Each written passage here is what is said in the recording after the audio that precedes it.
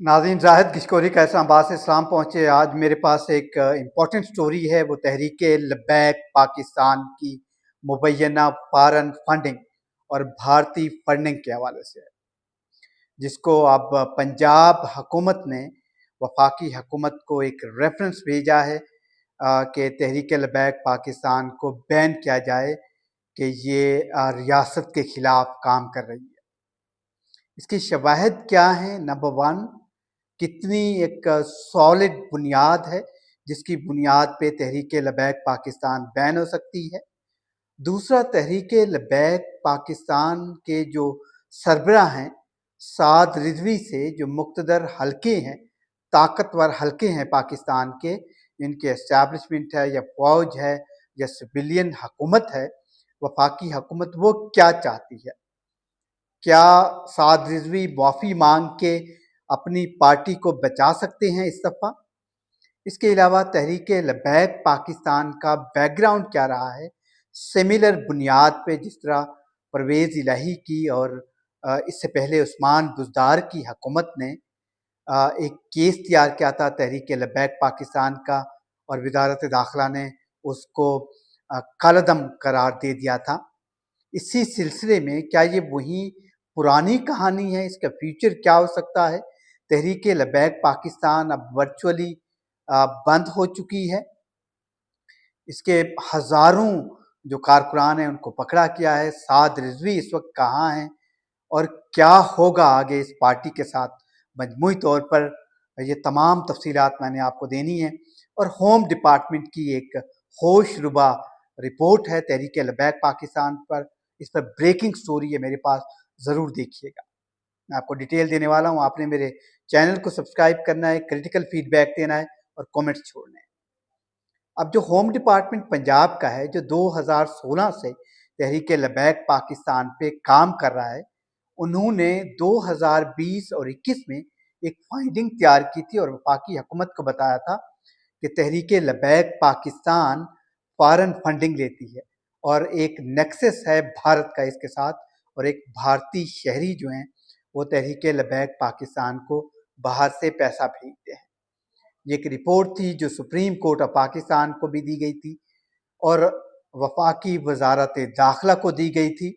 इसके अलावा मुख्तलिफ फोरम पर ये रिपोर्ट पेश की गई थी, जिसको अब दोबारा पंजाब की हुकूमत ने बुनियाद बनाया है और एक पूरा जो एविडेंस है उसकी बुनियाद पर वफाकी हुकूमत को रेफरेंस भेजा है। क्या नौबत इसकी क्यों आई है? मामलात क्या हैं? चल क्या रहा है? लेटेस्ट क्या है?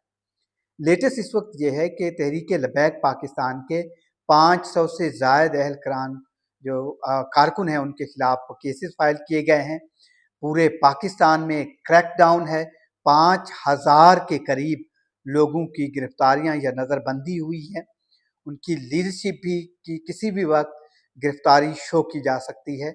वो यूँ समझिए कि जो इदारे हैं हुकूमत पाकिस्तान की, उनकी तहवील में है, आप ये कह सकते हैं। उसकी वजह यह है कि अभी तक गिरफ्तारी शो नहीं की गई, लेकिन किसी स्टेज पे कहीं से भी लीडरशिप की गिरफ्तारियां शो की जाएंगी तहरीक लब्बैक पाकिस्तान की। और जो इसके अलावा जो नेशनल साइबर क्राइम एजेंसी है, उन्होंने भी लगभग 20 के अफराद के खिलाफ उनको गिरफ्तार किया है मुख्तलिफ शहरों से।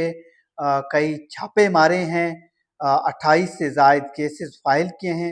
एक क्रैकडाउन है जो रियासत के खिलाफ प्रोपेगेंडा सोशल मीडिया पर हो रहा है और टीएलपी से उनका ताल्लुक है। कुछ बाहर लोग बैठे हुए हैं, उनके खिलाफ केसेस फाइल किए गए हैं। क्रैकडाउन है जो जारी है पूरे मुल्क में। और जो भारत से फंडिंग लेने का मामला है वो क्या कहता है? जो मैंने मालूमात हासिल की हैं उससे ये लगता है कि पंजाब हुकूमत ने जो डिस्ट्रिक्ट इंटेलिजेंस कमेटी है लाहौर की और पंजाब हुकूमत के मुख्तलिफ अजला की, उसमें बताया गया है कि जो टीएलपी है उसकी फाइनेंस की विंग है, उसको आइडेंटिफाई किया है कि एक प्राइवेट बैंक है लाहौर में, जो कि निजी बैंक में एक खाता खोला गया था जिसमें फॉरेन रेमिटेंसेस, जिनके बाहर के जो पैसा है वो आता था, और जो प्रोटेस्ट हो रहे थे हुकूमत पाकिस्तान के खिलाफ। और एक ख़ास बात जो बताई गई है कि foreign remittances are being sent in this account. इनके TLP का जो अकाउंट है उनके एक ओहदेदार का अकाउंट है, उसमें राजेश हिम्मत लाल नामी एक शख्स हैं। जुलाई 5, 2021 में इनके अकाउंट से नंबर 1 और नंबर 2 मुकेश हिम्मत लाल, राजेश हिम्मत लाल और मुकेश हिम्मत लाल वो दोनों इंडियन नेशनल हैं, शहरी हैं और ये UAE में रहते हैं। इन्होंने ये इंडिकेट किया है कि ये इंडियन नेक्सस है जिसमें TLP को इस्तेमाल किया जा रहा है और ये पाकिस्तान में डिस्टेबलाइज कर रही है रियासत पाकिस्तान को, लिहाजा ये जमात जो है इस पे पाबंदी लगनी चाहिए। इसके अलावा सुप्रीम कोर्ट में ये रिपोर्ट पेश की गई जिसमें तमाम जो इलीगैलिटीज़ हैं वो पेश की गई थी। ये उस वक्त है जब मजमूई तौर पर काजी फैज़ ईसा एक केस सुन रहे थे। जस्टिस काजी फैज़ ईसा जो पाकिस्तान के उस वक्त सुप्रीम कोर्ट के जज थे, जो बाद में चीफ जस्टिस बने, उन्होंने इस केस को सुना था और उन्होंने कहा था कि 2017 में जब TLP ने धरना दिया था, इसको मुक़्तदर हलकों की इंटेलिजेंस एजेंसीज़ की सपोर्ट हासिल थी और मकसद हुकूमत को डिस्टेबलाइज करना था, जिसकी वजह से उन्होंने एक्शन को रिकमेंड किया था और एक बड़ी जिस पे बड़ी बहस हुई, केस सुना गया और एक्शन रिकमेंड किया गया था। उस वक्त वज़ारत दाखिला के खिलाफ भी और इसके अलावा उस वक्त के वज़ीर आज़म जो शाहिद खाकान अब्बासी हैं और चीफ मिनिस्टर मिस्टर शहबाज शरीफ जो पाकिस्तान के इस वक्त वज़ीर आज़म हैं, वो पंजाब हुकूमत के थे। उस वक्त इनके खिलाफ कार्रवाई का कहा गया था। इसमें तमाम चीज़ें और डिटेल सारी रखी गई थी व्हाट्सएप ग्रुप की, जिसमें सीरतुल मुस्तकीम और एडमिन बेस्ड एक इंडिया में वो था जिसमें 117 इंडियन मेंबर थे उस ग्रुप के जो आइडेंटिफाई किए गए थे, जिसमें TLP चीफ जो हैं उनको भी आइडेंटिफाई किया गया था। उस वक्त खादिम रिजवी थे जो अब वफात पा चुके हैं, इनके साहबजादे अब उसको हेड करते हैं, जिसमें सारी हवाला हुंडी की बात की गई थी। इसी बुनियाद पर ये तमाम चीज़ें रखी गई थी प्रिवेलिंग सिचुएशन के हवाले से, और इसके अलावा ये तमाम चीज़ें जब रखी गई, इसी की बुनियाद पर गिरफ्तारियां हुई। इनके 524 से ज़ायद लोगों को शेड्यूल 4 में रखा गया और ये तमाम तर चीज़ें रखी गई थी। अब यही एक वजह है कि हुकूमत ने फैसला किया है कि इसको कालादम करार दिया जाना चाहिए। अब वफाकी हुकूमत, वफाकी काबीना इस केस को देखेगी और इस केस के ओवरऑल तो मीनिंग ये है कि काबीना अगर पास करती है, इसकी सिफारशात भेजती है इलेक्शन कमीशन को, ये रेफरेंस भेजा जाएगा, सुप्रीम कोर्ट को भिजवाएगी वफाकी हुकूमत, और इस रोशनी में सुप्रीम कोर्ट अगर फैसला दे देती है उन एविडेंस की बुनियाद पे, अगर सुप्रीम कोर्ट समझती है तो वह फैसला दे सकती है TLP के खिलाफ और इलेक्शन कमीशन इसको बैन कर देगा। और ये पहले होता रहा है TLP के साथ, दूसरे मुख्तलिफ सियासी जमातों के साथ पाकिस्तान में। और TLP का वजूद कैसे आया? बुनियादी तौर पर ये सब कुछ हो सकता है। क्या लगता है, ये मैं आपको फाइंडिंग दूंगा आगे जाके कि क्या लगता है, फेट क्या है फाइनल TLP की। इसमें अगर आप देखें TLP का वजूद 2016 में आया था और ये बुनियादी तौर पर एक पार्टी जो खादिम रिजवी एक औकाफ डिपार्टमेंट के मुलाजिम थे छोटे से, और एक मस्जिद के इमाम भी थे लाहौर से, मुमताज़ कादरी का ये एक इशू आया था 2011 में। उन्होंने गवर्नर पंजाब सलमान तासीर को गोली मार दी थी, जिससे वो जहाँ बहक हो गए थे। और इस वाक़े को ऑन द स्पॉट जहाँ कोसार मार्केट में, सुपर मार्केट में मैंने भी कवर किया था एज ए रिपोर्टर, जब मैं पाकिस्तान का एक बेहतरीन न्यूज़पेपर एक्सप्रेस ट्रिब्यून का रिपोर्टर था। खून चलते हुए मैंने देखा है सलमान तासीर का। वहाँ पर हम विदिन 10 मिनट वहाँ पर पहुँचे थे।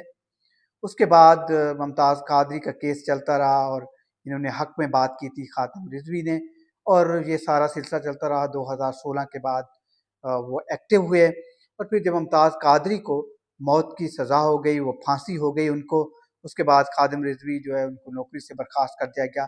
और 2020 में 18 में ये एक बड़ी जमात बन के सामने आई एज ए सियासी जमात।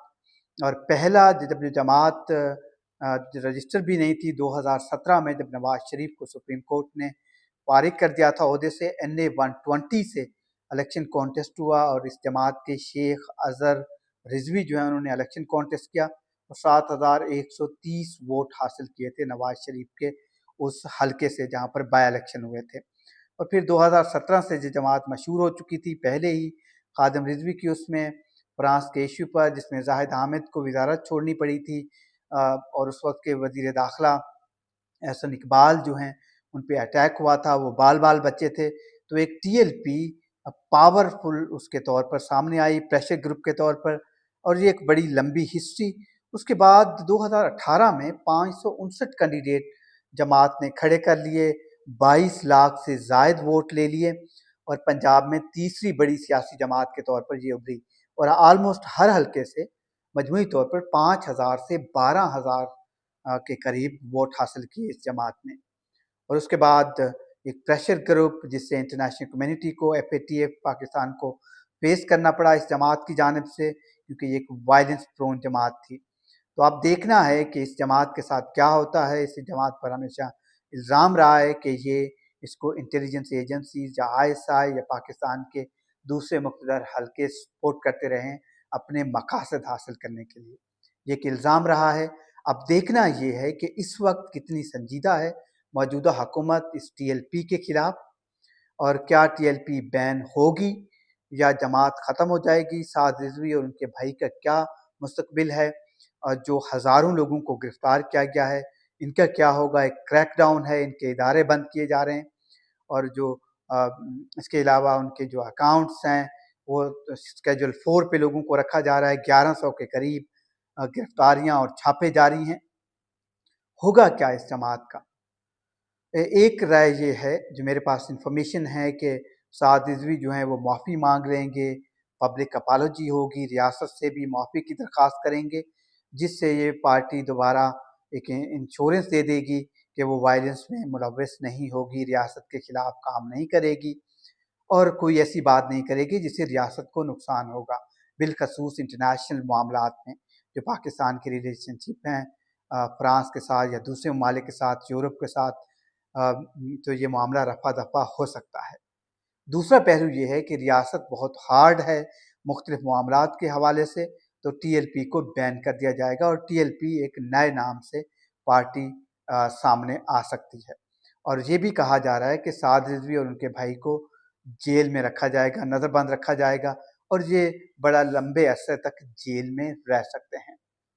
और एक पहलू और भी आ रहा है कि उलमाए कराम अगले हफ्ते से एक कैंपेन चलाएंगे, जो मुख्तलिफ स्कूल ऑफ थॉट्स हैं, बरेलवी स्कूल ऑफ थॉट बिलखसूस, वो हुकूमत को इंगेज करेंगे, एक मीडिएटिव रोल प्ले करेंगे, जिसे इस पार्टी को समझाएंगे, TLP को, उनकी लीडरशिप को माफ़ी के बाद मामलात जो हैं रफ़ा दफ़ा कर लिए जाएंगे।